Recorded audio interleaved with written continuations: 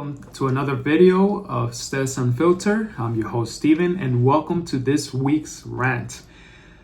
This week has been very busy for me, so I couldn't follow up with current events around the world.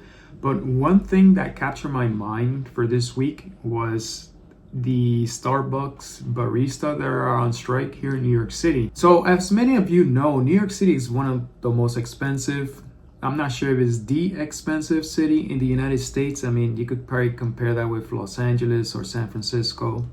But here in New York City, it's very expensive to live.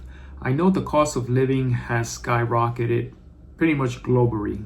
So it's not just a United States unique issue, but this is going on around the world. One thing that captured my mind, that I was reading a little bit, giving a glance here on CNBC, they were saying a headline says, Starbucks Worker United hold rally in New York City as strikes continue for third week. I know people want better wages, but if you actually request higher wages as a whole group, especially for a entry-level position, chances are it's probably going to backfire. I remember a few years back, I'm going to say around 2020, 2021, they were actually protesting for $15 minimum wage. Apparently a lot of places did get the $15 minimum wage, but what happened? People got their $15 an hour job, and now they still cannot afford to live. If you know basic economics, pretty much if there's too many money or too many banknotes in circulation, there's going to be a lot of inflation.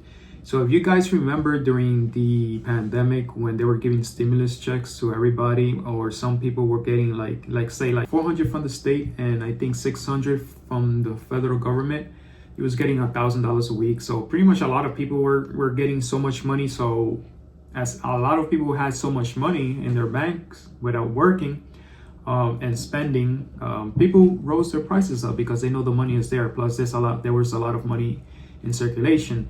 So I know these baristas, they're asking for a livable wage. If they do get it, let's say if it goes up to $20, $25 an hour, I bet you in a year or two, they're going to ask for $30, $35, $40 because they say, oh, it's too expensive to live. Plus it's an entry-level position. And on top of that, business owner, if these locations are a franchise, chances are you're going to get laid off and Roblox is going to take your jobs. Look what happened in California. I know in California they had I think $20 an hour minimum wage for fast food workers. What happened? A lot of these places closed down, or they got fired or got laid off, let's put it that way. In California, same thing is going to happen here.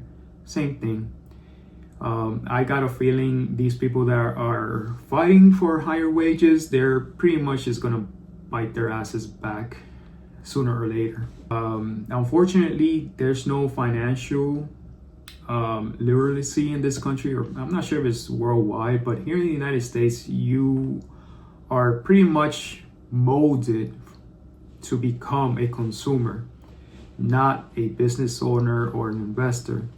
So chances are, a consequence of that, pretty much people know how to earn money, maybe save a little bit and spend it. If people would have known how to manage their personal finance, they would be a lot better. But unfortunately, the mass majority, I'm gonna say about 98% of Americans don't know how to manage money.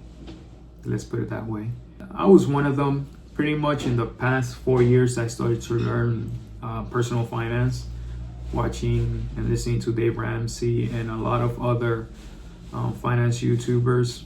One of my favorite ones right now I love to listen is Anton Daniels. If you guys could follow Anton Daniels, he's actually a business owner. He owns multiple sources of income, especially in YouTube, real estates, rental properties, and I follow his Patreon. I actually subscribe to his Patreon, and the subjects or the facts in Patreon is very, very amazing.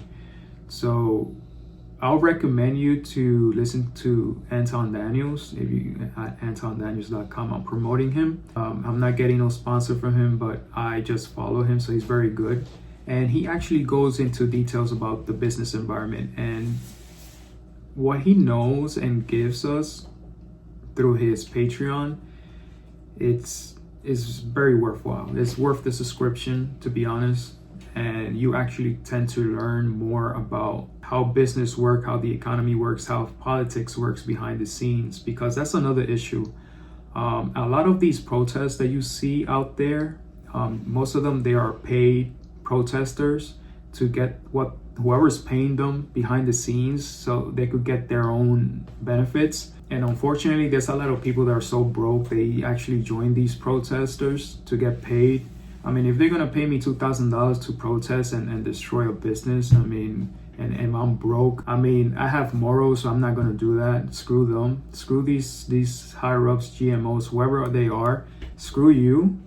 If you're gonna pay me money just so I could destroy some businesses and pretty much destroy society, I mean, it's sad. It's sad. I mean, you need to survive for something that's going to affect you in the future eventually. I do believe everybody should earn a rightful wage, but it's based on experience and work ethics and all that stuff. I mean, if you're going to pay somebody, if I'm a business owner, if I'm going to pay somebody $30 an hour and you are a slum at my company, you come late at work every day, you don't put your best effort, you're pretty much wasting my money, and I'm going to fire you.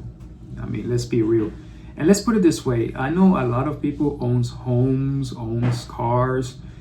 You will pay a premium to have the best mechanic to fix your car, the best contractor or whoever, the best plumber, electrician or whoever to fix a problem in your house.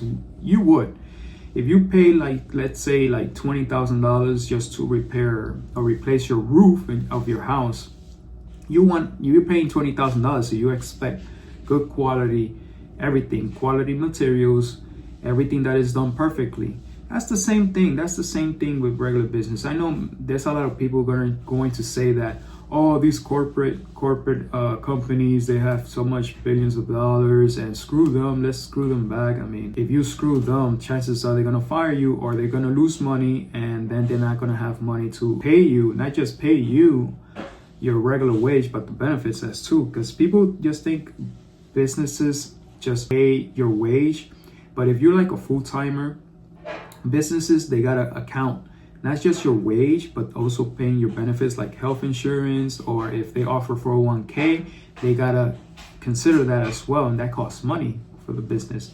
So if a business is not making money, or a business is not making enough money to cover the cost of operation, your chances are you're going to be let go. I know a lot of people gonna talk against me because of that, and I don't care, because chances are the people who going to talk against me, just what I'm saying, chances are you never own a business. You're always living with your mom and dad, or depending on the government. That's the worst thing, man. I'm one of those people, I'd rather work my ass off and not depend from the government handouts and all that stuff. For example, the stimulus check they gave us during the pandemic, I mean, it was nice, but come on, I didn't want that money, because I knew that was going to cause a lot of inflation, and it did. And we are still to today, we are in late 2025. We are still suffering from inflation, pretty much from receiving a lot of those stimulus. Even though now people have less money and a lot of people are broke, we just need more financial literacy in this country.